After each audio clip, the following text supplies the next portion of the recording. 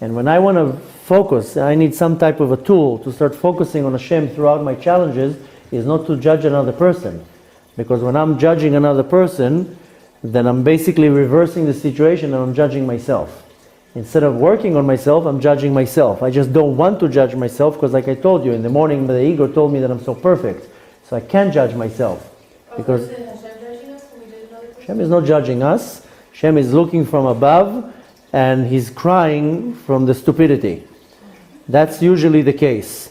So it's almost like taking a little child and putting him in a situation, and the child is a little bit challenged, and the parent, instead of being patient with the child and trying to help, they're getting upset.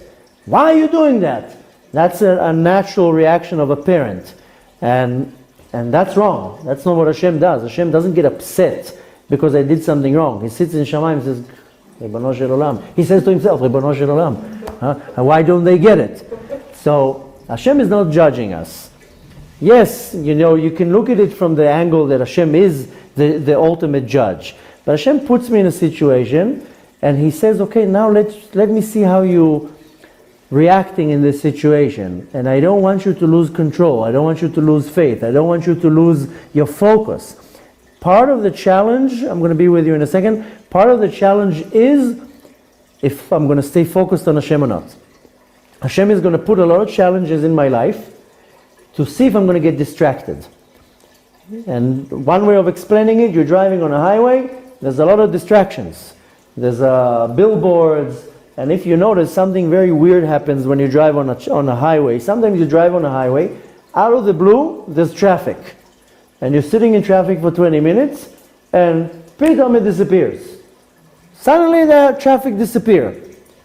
On even a funnier note, sometimes you can sit in traffic for an hour, and when it comes to your turn to cross what happened, you see a car on the side of the road. Everybody stops to look what happened to the car on the road. So there's a lot of distractions in our life, and we stop for traffic. Traffic is the most annoying thing because I have to be somewhere at a certain time. More than that, it's a waste of time. I'm sitting in a car, stop, drive, you can go crazy.